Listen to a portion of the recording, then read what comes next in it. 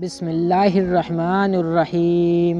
السلام علیکم میرے محترم عزیز دوستو، آج ہم بات کرنے والے ہیں بقرہ عید کے بارے میں کہ بقرہ عید کیوں منایا جاتا ہے، اس کے پیچھے کیا وجہ ہے جسے اس تہوار کو پوری دنیا میں بہت ہی خوشی کے ساتھ منایا جاتا ہے۔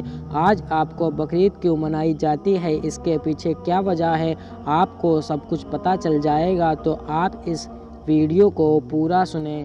دوستو، اللہ اپنے نبی اور اپنے بندوں سے بہت پیار کرتا ہے اور اس کا امتحان بھی ضرور لیتا ہے۔ اسی طرح حضرت ابراہیم علیہ السلام کا بھی اللہ نے امتحان لیا۔ ایک دن حضرت ابراہیم علیہ السلام آرام کر رہے تھے، تبھی آپ کو نیند آ گئی اور آپ ایک خواب دیکھتے ہیں جس میں اللہ تعالیٰ فرماتا ہے، اے ابراہیم، اپنی سب سے پیاری چیز میری راہ میں قربان کرو۔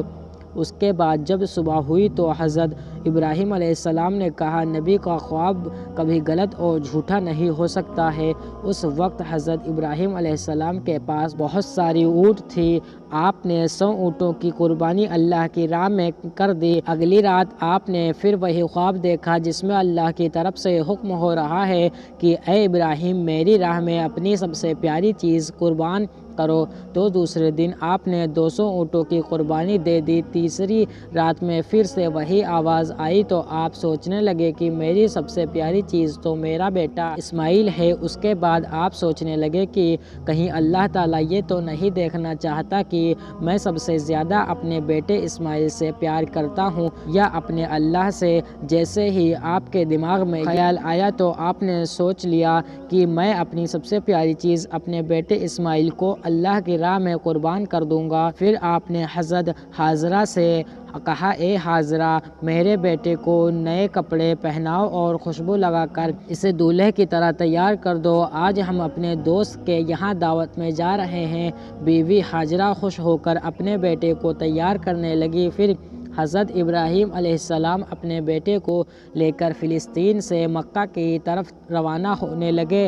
تبھی شیطان آیا اور بی بی حاجرہ سے کہنے لگا، اے حاجرہ، تمہیں پتہ بھی ہے ابراہیم تمہارے بیٹے کو دوست کے یہاں نہیں بلکہ اس کی قربانی کرنے لے جا رہے ہیں۔ تبھی حاجرہ نے کہا، میں اپنے ابراہیم کو اچھی طرح سے جانتی ہوں، بھلا ایک باپ اپنے بیٹے کو کیوں مارے گا؟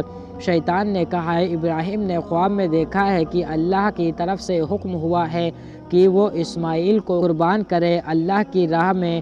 یہ سنتے ہی بیوی حاجرہ فخر سے کہنے لگی، شیطان تجھ پر اللہ کی لعنت ہو، اگر میرا بیٹا اللہ کی راہ میں قربان ہونے جا رہا ہے تو ایک اسماعیل کیا ایسے ہزاروں بیٹے اللہ کی راہ میں قربان کرنے کے لیے تیار ہوں۔ پھر شیطان حضرت اسماعیل علیہ السلام کے پاس گیا اور بولا، تمہیں پتہ بھی ہے تمہارے بابا تمہیں کہاں لے کر جا رہے ہیں، تمہیں وہ اللہ کی راہ میں قربان کرنے کے لیے جا رہے ہیں۔ پھر حضرت اسماعیل علیہ السلام نے فرمایا، اگر میں اللہ کی راہ میں قربان ہو جاؤں تو اس سے بڑی خوش نصیبی میرے لیے اور کیا ہوگی۔ پھر شیطان یہی سوال لے کر حضرت ابراہیم علیہ السلام کے پاس گیا اور کہا، تم اپنے بیٹے کو کیوں قربان کر رہے ہو؟ تمہیں پتہ بھی نہیں کہ تمہاری قربانی قبول ہوگی یا نہیں۔ تبھی حضرت ابراہیم علیہ السلام پتھر اٹھاتے ہیں اور شیطان کو لعنت کہہ کر شیطان کو پتھر مارتے ہیں۔ بتایا جاتا ہے تبھی سے مکہ شریف میں حج کے دوران شیطان کو پتھر مارا جاتا ہے۔ پھر آپ آگے بڑھنے لگے۔ آپ نے اپنے بیٹے اسماعیل سے کہا کہ کیا آپ کو پتہ ہے کہ ہم آپ کو اللہ کی راہ میں قربان کرنے کے لیے لے جا رہے ہیں؟ یہ سن کر حضرت اسماعیل علیہ السلام نے کہا، بابا، میرے لیے اس سے بہتر اور کیا ہوگا کہ مجھے اللہ کی راہ میں ایک اللہ کے نبی قربان کرنے کے لیے لے جا رہے ہیں۔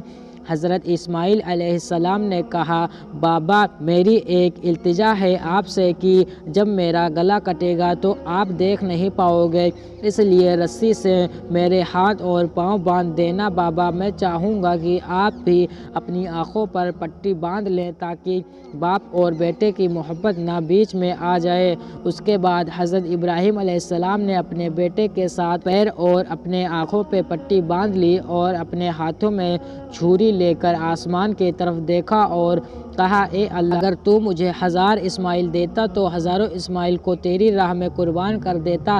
یہ کہہ کر جیسے ہی گردن کی طرف چھری لے جانے لگے تو فوراً اللہ نے حضرت جبرائیل علیہ السلام سے کہا، اے جبرائیل جنت سے ایک جانور لے کر جاؤ اور اسماعیل کو ہٹا کر اس جانور کو اس کی جگہ رکھ دو۔ ابراہیم اپنے امتحان میں پاس ہو گیا ہے۔ جیسے حضرت ابراہیم علیہ السلام نے چھری کو پھیرا اور خون نکلنا شروع ہو گیا تو آپ نے اپنی آنکھوں سے پٹی کو کھولا تو دیکھا کہ ان کا بیٹا صحیح سلامت ہے اور حضرت اسماعیل علیہ السلام کی جگہ ایک دمبا جس کو ہم بھیڑ بولتے ہیں وہ قربان ہو چکا ہے۔ حضرت ابراہیم علیہ السلام نے اللہ تعالیٰ کا شکر ادا کیا اور غیب سے آواز آئی، اے ابراہیم تیری یہ امتحان قیامت تک یاد رکھا جائے گا اور تیری سنت کو ایمان والے ہر سال یاد کریں گے اور اللہ کی راہ میں قربانی پیش کریں گے۔ تبھی سے یہ سلسلہ شروع ہوا۔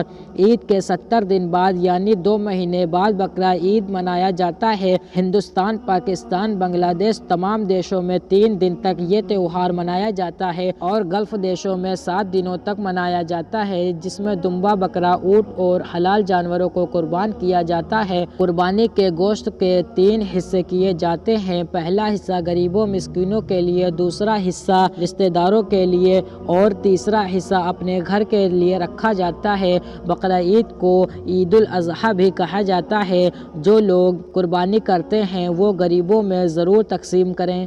اللہ ہم سب کو اپنے پیارے نبی حضرت ابراہیم علیہ السلام کی سنتوں پر عمل کرنے کی اور زیادہ سے زیادہ نیک کام کرنے کی توفیق دے، آمین۔ دوستو، اگر آپ کو ہماری یہ ویڈیو پسند آئی ہو تو برائے مہربانی ویڈیو کو شیئر ضرور کریں۔ خدا حافظ۔